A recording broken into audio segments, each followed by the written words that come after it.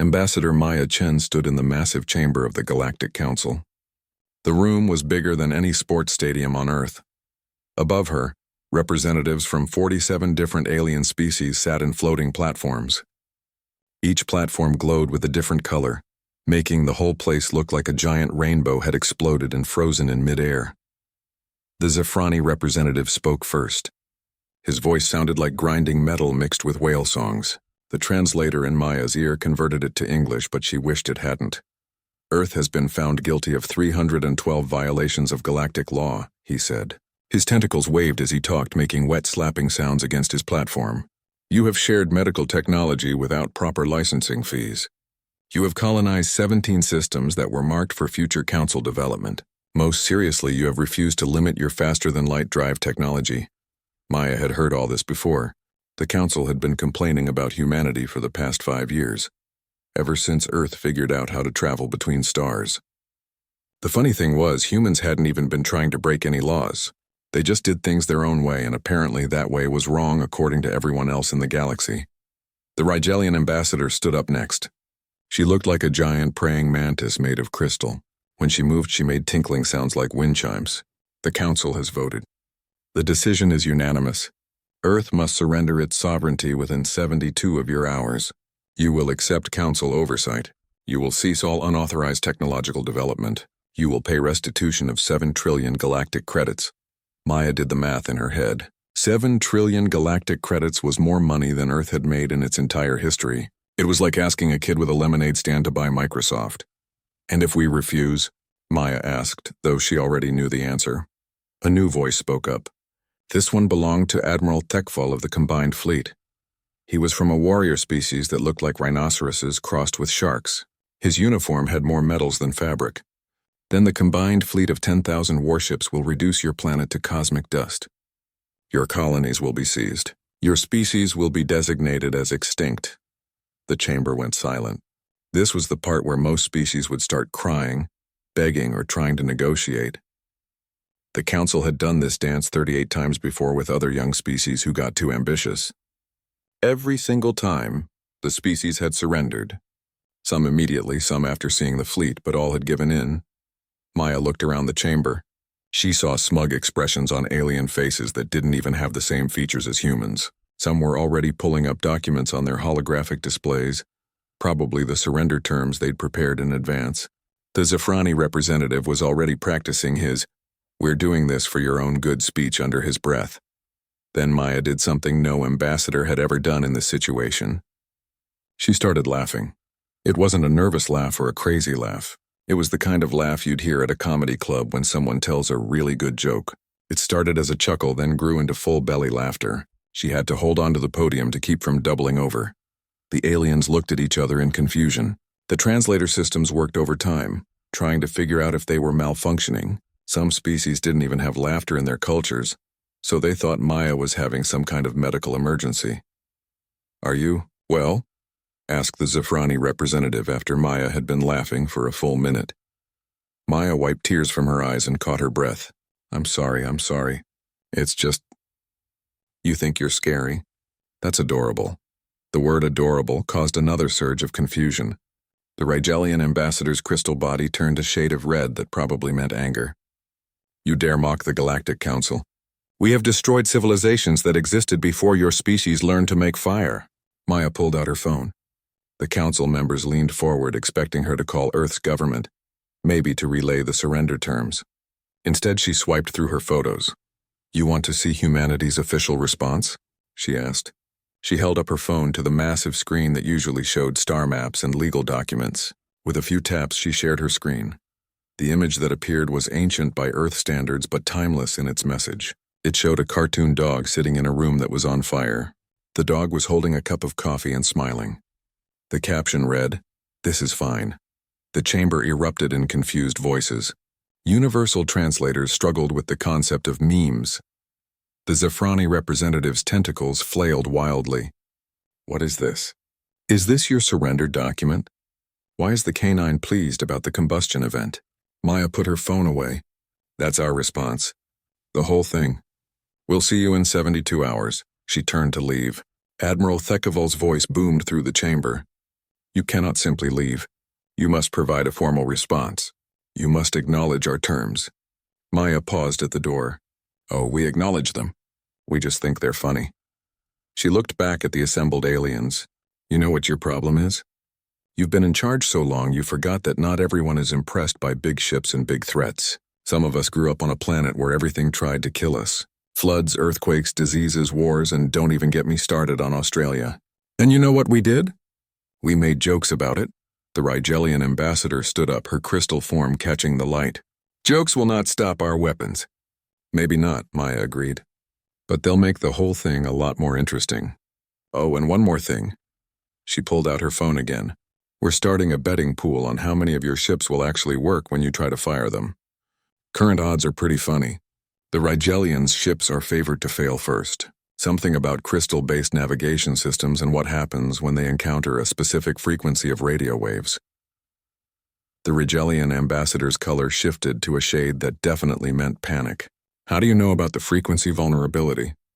Maya winked. We don't, but now we know there is one. Thanks for that. Anyway, see you in 3 days. Try not to break anything expensive on your way to Earth. We're planning a party, and it would be rude if you couldn't attend. She walked out of the chamber, leaving 47 alien species in various states of confusion, anger, and worry. As the door closed behind her, she could hear them arguing with each other. The Zephrani wanted to attack immediately. The Rigelians wanted to check their systems for vulnerabilities. 3 species were trying to figure out what a party was in this context. Maya made it to her shuttle before she allowed herself another laugh. She opened her communication device and sent a message to Earth. It was just 2 words, game on. Back on Earth, the message arrived at the United Nations building, which now served as humanity's planetary government. President Jackson read it and smiled. He turned to his military advisors, his science team, and most importantly, his cultural warfare specialists. Ladies and gentlemen, he said, the aliens want to play tough. Time to show them what happens when you threaten the species that invented reality TV, social media, and passive-aggressive office emails. The head of Earth's Cyber Warfare Division raised her hand. Sir, should we activate Operation Rickroll? The president nodded. Start uploading it to every device that's connected to their networks. But keep it dormant for now. We want them close when we spring the surprise. Outside life on Earth continued as normal. People went to work, kids went to school, and nobody seemed particularly worried about the alien threat. After all, humanity had survived 2 world wars, a pandemic, and the invention of pineapple pizza. What were a few thousand alien ships compared to that? The countdown began. 72 hours until the galaxy learned why you never ever tell humans they can't do something. 6 months had passed since the day Earth turned an invasion into a party. The galaxy had changed in ways nobody could have predicted. Ambassador Maya Chen stood in the new Galactic Council chambers, which now included a coffee shop. An actual Earth coffee shop, run by a barista named Tom who had somehow convinced the council that meetings went better with caffeine. The Zephrani ambassador had become addicted to something called a caramel macchiato, though he insisted on calling it tactical stimulation beverage. The chambers themselves looked different too. The imposing floating platforms were still there, but now they had beanbag chairs for species that found them comfortable. The main display screen, which used to show star maps and military positions, was currently displaying a tournament bracket for the Galactic Mario Kart Championship. The Rigelians were in the lead, which surprised everyone since they didn't technically have hands. Order! Order! Called the Zephrani ambassador, though he was clearly trying not to laugh. Someone had taught him about Earth humor, and he'd discovered he had a talent for what humans called dad jokes. His latest, why did the quantum particle cross the dimensional barrier? To get to the other universe, had actually caused 3 species to groan in unison, a sound that created an unexpected harmonic resonance. Maya took her position at the podium. Earth now had a permanent seat on the council, though they'd insisted on calling their representative Chief Vibe Officer instead of Ambassador. The title change had taken 3 weeks of debate and ended only when humanity threatened to start every future meeting with something called trust falls.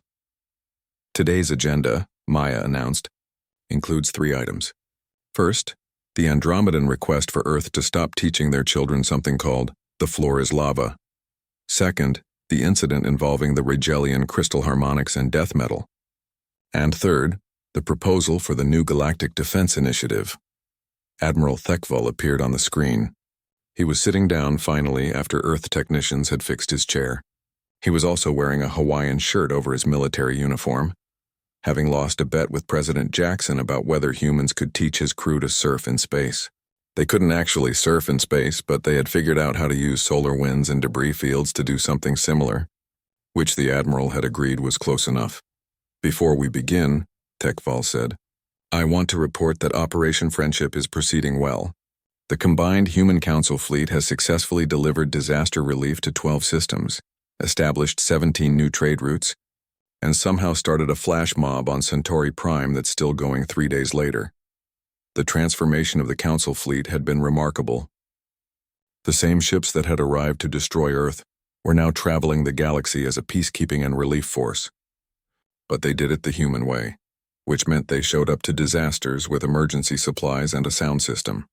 Refugee camps got food, medicine, and movie nights. Conflict zones got humanitarian aid and cooking shows where humans taught aliens how to make pizza with local ingredients. About the Andromedan complaint, President Jackson said, joining the meeting via hologram from Earth where it was Taco Tuesday, a tradition that had somehow spread to 43 planets. We can't stop teaching the floor is lava because we're not teaching it.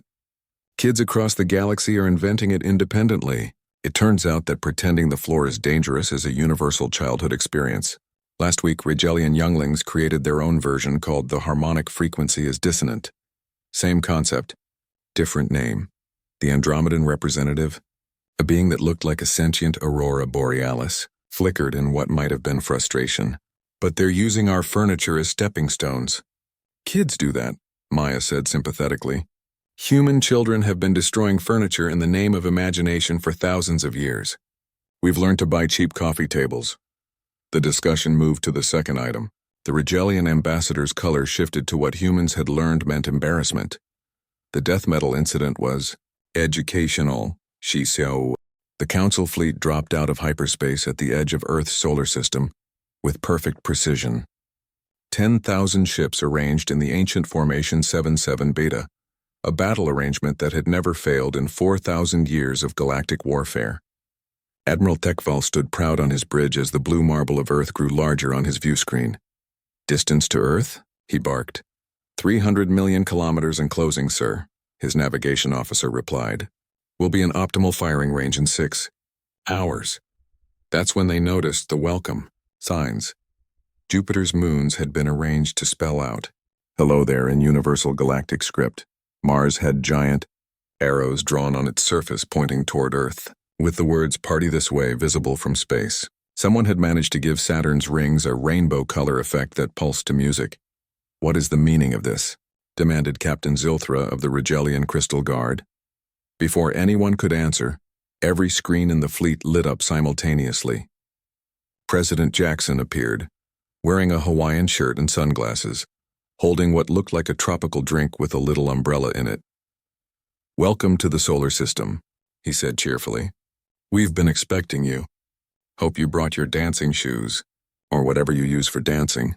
Tentacles? Pseudopods? We don't judge. Admiral Thekval slammed his fist on the communication button.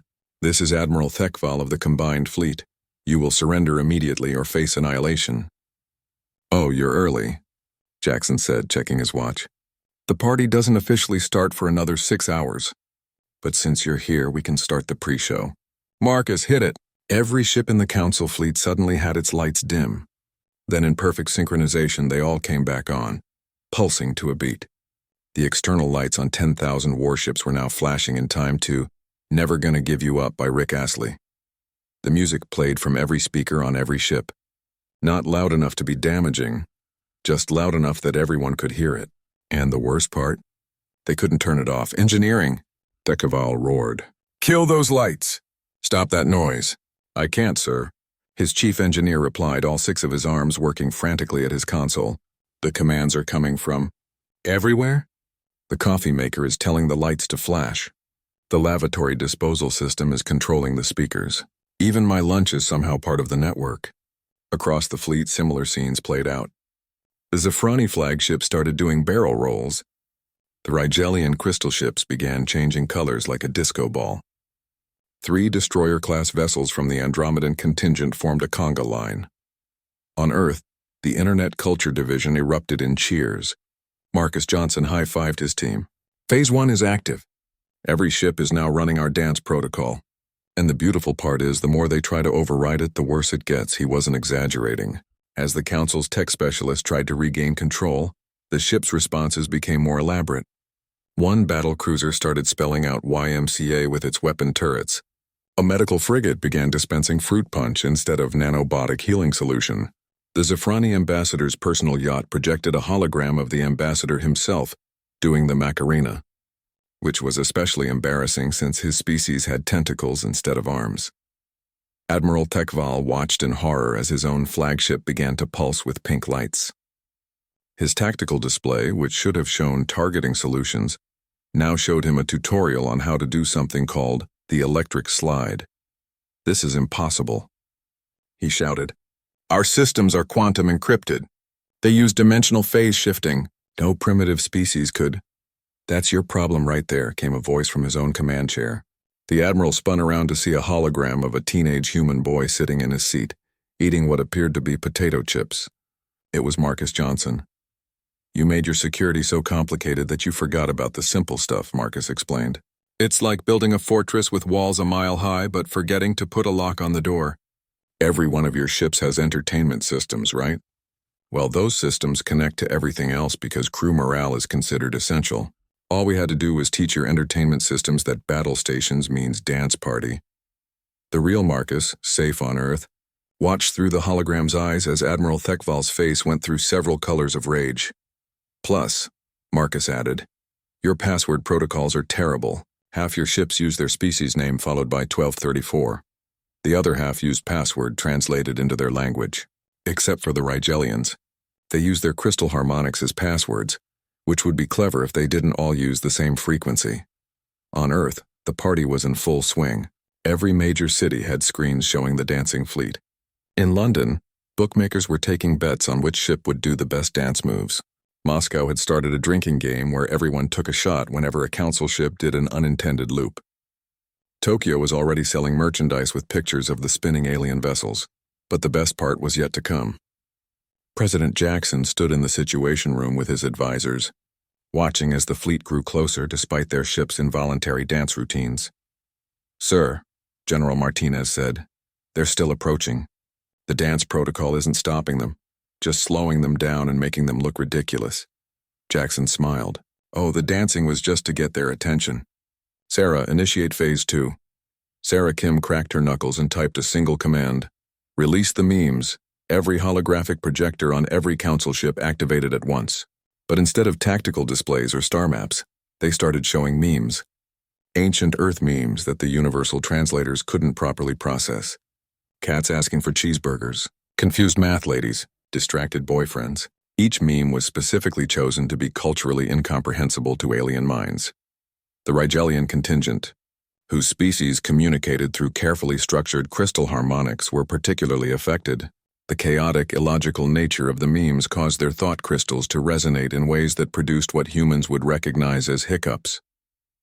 3,000 Rigelians were now hiccuping in harmony, creating a sound that their own ships interpreted as a distress signal. The Zafrani, who prided themselves on logic and order, were trying to find deeper meaning in a picture of a dog wearing a hat that said, "Much wow, very space." Their philosophical discussion on this topic tied up their entire communication network for 20 minutes. Admiral Tekval, meanwhile, was dealing with a more personal problem. His command chair wouldn't stop playing Baby Shark. Every time he tried to give an order, the chair would increase the volume slightly. He'd been forced to stand for the last hour, and his species weren't designed for prolonged standing. "Enough," he finally roared. "All ships, ignore the distractions. Prepare to fire on my mark." The weapon systems on all 10,000 ships began to power up. For a moment, it looked like Earth's pranks had run their course. The targeting systems locked onto Earth. Fingers, tentacles, and various appendages hovered over firing buttons. "Fire," Thekval commanded. 10,000 ships fired at once. The space around Earth lit up with an incredible display of lights and colors. It was beautiful, spectacular, and completely harmless. Instead of deadly plasma beams and antimatter missiles, The ships were firing fireworks. Actual fireworks. The kind Earth used for celebrations. The weapon systems had been convinced that destroy meant celebrate and kill meant entertain. The fireworks spelled out words in the space above Earth. Welcome to Earth. We come in. Peace. Your dancing is improving. And Marcus's personal favorite, GGEZ, which caused another round of confused discussions among the council translators. Down on Earth, people flooded the streets to watch the display. It was being broadcast live across the planet. Children pointed at the sky in wonder. Adults took photos. Someone in Sydney started selling "I Survived the Alien Fireworks Show" t-shirts, updating the previous design. Back on his flagship, Admiral Tekval stood in stunned silence. His entire bridge crew had stopped working and was just staring at the view screen. The most powerful fleet in galactic history had just put on a fireworks show for the enemy they came to destroy. "Sir," his weapons officer said quietly, "I'm trying to reload the actual weapons. But the system insists we're out of ammunition. It says we only have party supplies left. Approximately 10 million tons of party supplies." The hologram of Marcus reappeared, this time joined by President Jackson and Ambassador Chen. They were all wearing party hats. "Hey, Admiral," Jackson said cheerfully. "Great show." The kids loved it. "We particularly enjoyed the part where your dreadnought spelled out peace and love in ancient Sumerian." "That was a nice touch." "How?" Tekval asked, his voice barely a whisper. "How did you do this?" Maya Chen stepped forward. "The same way humans have always survived, Admiral. We adapted. You showed up with the biggest stick, so we turned it into the galaxy's biggest joke. Your weapons are now party cannons. Your ships are dance machines. Your fierce invasion fleet is now the entertainment for Earth's biggest celebration. But here's the thing," Jackson added, his cheerful tone becoming slightly more serious. "We could have made your ships fire on each other. We could have turned your life support systems off. We could have sent you flying into the sun, but we didn't." Ambassador Maya Chen walked into the Galactic Council chambers for the second time in 72 hours. This time she wasn't alone. President Jackson walked beside her, along with Dr. Emily Foster, Marcus Johnson, and surprisingly, a comedian named Dave Williams who had won Earth's Best Alien Impersonator contest the night before. The council chambers were in chaos. Half the representatives were watching their fleet still dancing in Earth's orbit on the main screen. The other half were arguing about what to do next. The Zephrani ambassador had wrapped his tentacles around himself in what appeared to be the equivalent of a nervous breakdown. Maya walked to the center podium. She didn't ask for permission to speak. She just started talking, and her voice carried through the chamber's speakers. 72 hours ago you gave us an ultimatum," she said. "Surrender or die. You expected us to choose surrender. Instead we chose option 3. Make everyone laugh." The Rigelian ambassador's crystalline form vibrated with anger. "You turned our fleet into a joke. This is an act of war." "No," Jackson corrected, stepping forward. "War would have been turning your fleet into scrap metal. This was a prank. There's a difference. Everyone's still alive. No one's hurt. Your ships even have better sound systems now." Dave Williams raised his hand. "Also, your crews seem to really enjoy Earth music." The Andromedan destroyer crew started a petition to keep the dance protocols. "They say it makes shifts more fun." Admiral Tekval's image appeared on the screen. He was still standing because his chair continued to play Baby Shark whenever he tried to sit. "This is humiliation. The council demands nothing," Maya interrupted. "Let me explain what really happened here. But first, let me show you something you missed." She pulled up a holographic display. It showed Earth, but not as the council saw it. This was Earth's real defense network. Thousands of satellites that looked like space junk, hidden bases on asteroids, ships disguised as commercial freighters, and something else, something that made the entire council go silent. "See those?" Maya pointed to a series of small devices scattered throughout the solar system. "Those are quantum tunneling bombs. We invented them by accident when someone spilled coffee on a particle accelerator. Each one could create a black hole the size of Jupiter. We have 3,000 of them." The chamber was completely quiet now. "And this," Jackson added, pulling up another display, "is our virus, not the dancing one. The real one. The one that could shut down every piece of technology in the galaxy that uses your standard quantum processing architecture, which is, let me check, everything." Every ship, every station, every toaster in council space. Marcus stepped forward, looking uncomfortable in his formal clothes. The dancing virus was version 0.1, a joke. Version 12.7 would end your civilizations. Not by killing you, but by sending you back to the Stone Age, or whatever your species had instead of a Stone Age. The Zephrani ambassador unwrapped one tentacle to speak. You're bluffing. No species could develop such weapons without us knowing. Dr. Foster laughed. That's the thing about humans. We're really good at looking harmless while being dangerous. You know what we were doing while you were building your big, impressive fleet? We were pretending to be primitive, fighting little wars with chemical rockets and bullets, making reality TV shows, acting like we could barely get to our own moon. Meanwhile, Maya continued, we were learning. Every piece of technology you sold us, we took apart. Every ship that visited Earth, we scanned. Every transmission you sent, we analyzed. We learned your languages, your cultures, your weaknesses, and the whole time you thought we were just another primitive species playing with fire. Dave Williams pulled up his phone. Want to know the really funny part? We crowdsourced the defense of Earth, the dancing virus, designed by a 16-year-old kid. The quantum bombs, a grad student invented them, trying to make a better coffee machine.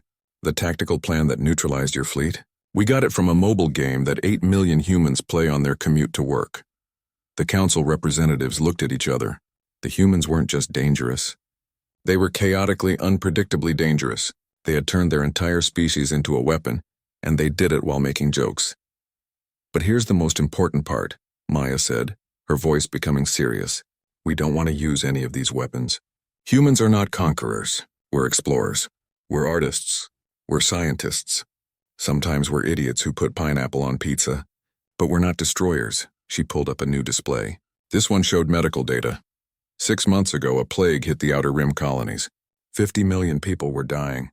Do you know who created the cure? A human medical student who was procrastinating on her finals. She saved 50 million lives because she was bored.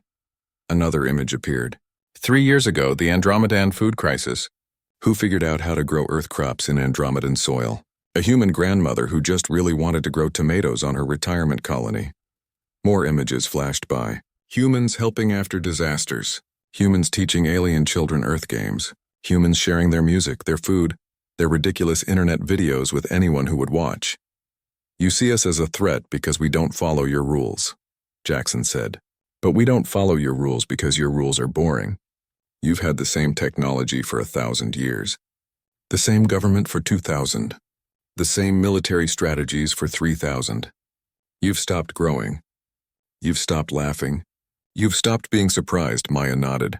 Humans have only been in space for 50 years, and we've already invented 17 things you said were impossible. Not because we're smarter than you, but because we're too stupid to know they were impossible. We look at the universe and see possibilities, not rules. The Rigelian ambassador stood up slowly. What do you want from us? Nothing, Maya said simply. Just leave us alone. Let us be weird. Let us make mistakes. Let us put hot sauce on foods that should never have hot sauce. Let us stay up too late and make poor decisions and occasionally save the galaxy. Because someone was drunk and thought, what would happen if we tried this? Marcus raised his hand. Also, maybe update your cybersecurity. Password 1234 is not a good password even in Zephrani. Admiral Tekval's image leaned forward. And if we refuse? If we continue to demand your surrender?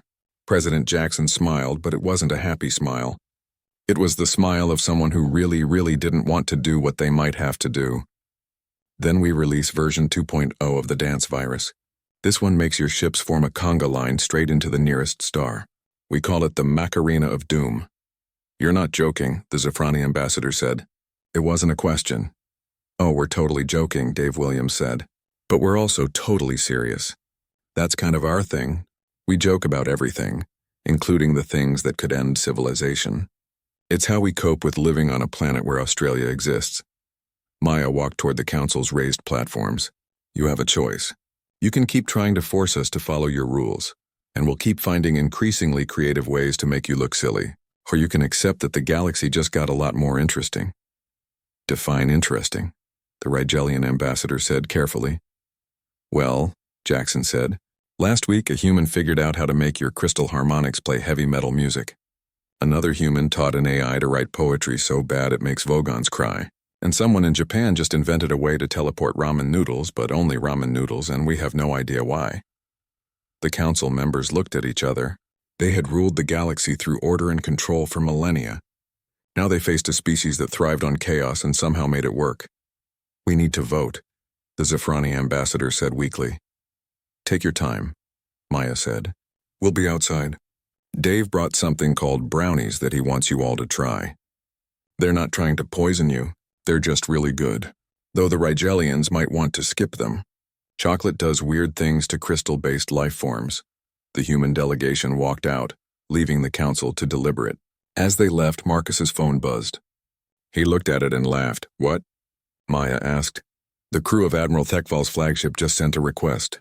They want to keep the dance protocols for their recreational time. They say it's the most fun they've had in years. Outside the chamber, Dave was indeed handing out brownies to confused alien security guards. One of them, a massive creature that looked like a cross between a bear and a cactus, took a bite and made a sound that the translator interpreted as profound joy. See? Dave said to anyone listening. This is what humans do. We share our food, our music, our jokes. We make friends by being so weird that you can't help but like us. It's worked on our planet for thousands of years. No reason it can't work in space. Back in the chamber, the council was in the most heated debate in its history. Not about war or peace, but about something much more complicated. What to do with a species that had turned their greatest military force into a dance troupe and somehow made them thank them for it. The Rigelian ambassador finally spoke what many were thinking. They could destroy us all, and they choose to make us laugh instead. What kind of species does that? Humans, the Zafrani ambassador said, unwrapping his tentacles slightly. Humans do that. 6 months had passed since the day Earth turned an invasion into a party. The galaxy had changed in ways nobody could have predicted. Ambassador Maya Chen stood in the new Galactic Council chambers, which now included a coffee shop. An actual Earth coffee shop, run by a barista named Tom who had somehow convinced the council that meetings went better with caffeine. The Zafrani ambassador had become addicted to something called a caramel macchiato, though he insisted on calling it tactical stimulation beverage. The chambers themselves looked different too. The imposing floating platforms were still there, but now they had beanbag chairs for species that found them comfortable. The main display screen, which used to show star maps and military positions, was currently displaying a tournament bracket for the Galactic Mario Kart Championship. The Rigelians were in the lead, which surprised everyone since they didn't technically have hands. Order! Order! Called the Zafrani ambassador, though he was clearly trying not to laugh. Someone had taught him about Earth humor, and he'd discovered he had a talent for what humans call dad jokes. His latest, why did the quantum particle cross the dimensional barrier? To get to the other universe, had actually caused 3 species to groan in unison, a sound that created an unexpected harmonic resonance. Maya took her position at the podium.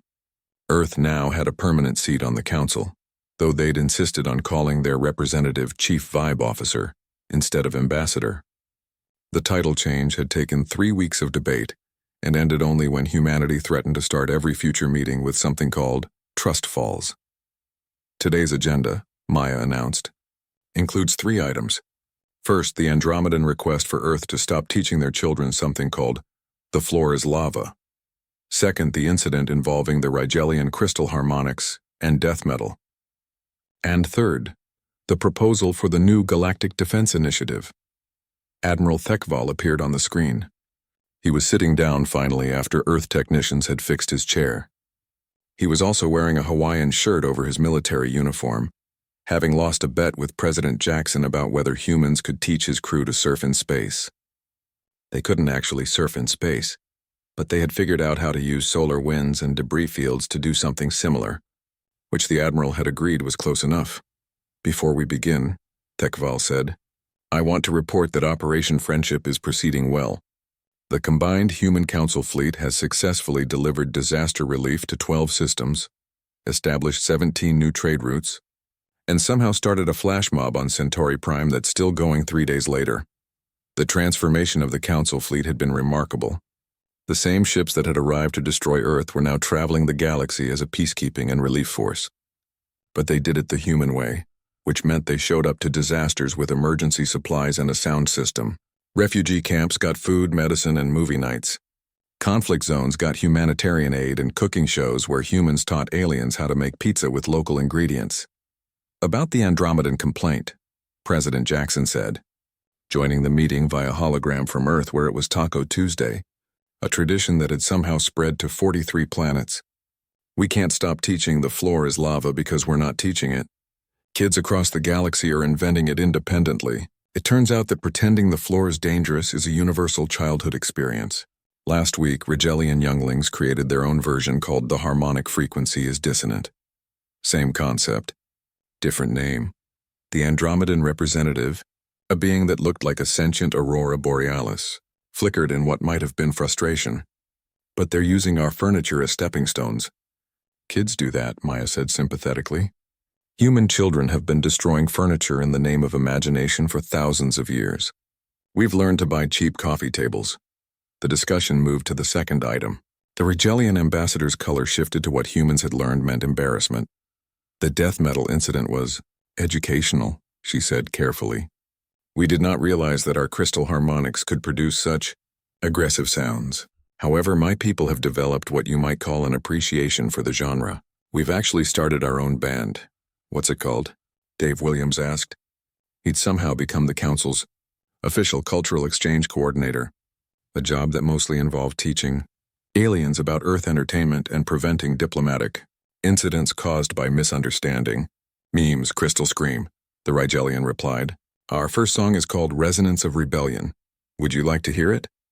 Maybe later, Maya said quickly. The last Rigelian musical performance had shattered every piece of glass in a 3-mile radius. Let's move on to the defense initiative. This was the serious part of the meeting. The galaxy had realized that if humans could disable a fleet of 10,000 ships with memes and music, there might be other threats out there that traditional military thinking couldn't handle. Dr. Foster presented the proposal. The new Galactic Defense Initiative isn't about bigger weapons or larger fleets. It's about diversity of thinking. Every species brings something unique. The Rigelians have crystal harmonics. The Zephrani have tentacle-based mathematics. The Andromedans can literally think in 4 dimensions. And humans have what we call aggressive creativity. You mean insanity, Admiral Thekval corrected. Controlled insanity, Marcus Johnson specified. He was attending via hologram from MIT, where he was teaching a course called Cyber Warfare and Meme Theory. The point is, the galaxy's been doing things the same way for so long that you've become predictable. Any external threat would know exactly how you'd respond. But add humans to the mix and suddenly nothing's predictable. The plan was simple in concept but revolutionary in practice. Instead of segregated fleets, ships would have mixed crews. Every vessel would have members from multiple species, including at least one human whose job title was Chaos Coordinator. They would train not just in combat but in improvisation, creative problem-solving, and yes, even comedy. Comedy? The Zephrani ambassador asked. His tentacles forming what humans had taught him was called air quotes. Absolutely, Dave Williams said. Laughter is a weapon. It breaks tension, builds bonds, and confuses enemies. You can't fight effectively if you're trying to figure out why your opponent is making jokes. Plus, it's hard to maintain a war when both sides are laughing. The vote was unanimous, partly because everyone was curious to see what would happen, and partly because the Rigelians had threatened to play their death metal at maximum volume if anyone voted against it. As the meeting wound down, Maya had one last announcement. Earth is hosting the first Galactic Cultural Festival next month. Every species is invited to share their food, music, art, and whatever else makes them unique. We're particularly excited about the Zephrani's tentacle paintings and the Andromedans' 4-dimensional sculpture garden. What will humans be sharing? The Rigelian ambassador asked. President Jackson grinned. Everything. We're going to teach you about boy bands, soap operas, and competitive eating. We'll show you how to make sushi, tandoori chicken, and something called a deep-fried Twinkie that really shouldn't exist but does. You'll learn about Shakespeare and comic books, opera and rap battles, philosophy and professional wrestling. Professional wrestling isn't real combat, Admiral Thekval pointed out. No, but it's real entertainment, Dave countered. And that's kind of the point. Humans don't just survive. We turn survival into art, food into culture, and conflict into competition. We made it to space not because we're the strongest or the smartest, but because we're the species that looked at the infinite deadly vacuum of space and thought, I bet we could put a pizza place up there. The meeting ended with something that would have been inconceivable 6 months ago: applause. Different species showed appreciation in different ways: clapping, color changes, harmonic resonance, tentacle waving, but the sentiment was universal. As everyone filed out, the Zafrani ambassador slithered up to Maya. "Can I tell you something in confidence?" "Of course," Maya said. "These 6 months have been more interesting than the last 6 centuries. Your species is absolutely insane, but it's a good kind of insane. You've reminded us that the universe should be fun." Maya smiled. "Want to know a secret? We were terrified when you showed up with that fleet. We just hide fear behind humor. It's another survival mechanism. What about now? Are you still afraid?" Maya looked around the chamber where aliens were trying Earth coffee, arguing about the Mario Kart tournament, and practicing their dad jokes. She watched Admiral Thekval trying to explain surfing to a species that had never seen an ocean. She saw the Rigelian ambassador comparing music notes with Dave Williams. "No," she said. "Now we're excited. The galaxy just became our neighborhood, and humans love a good block party." Later that day, back on Earth, Marcus Johnson was showing a group of alien exchange students around MIT. They'd come to learn about human technology, but they were more fascinated by human culture. "Is it true," asked a young Zafrani, "that humans once went to war over a bucket?" "Totally true," Marcus confirmed. "Also over salt tea and a soccer game. We're really good at finding ridiculous reasons to fight.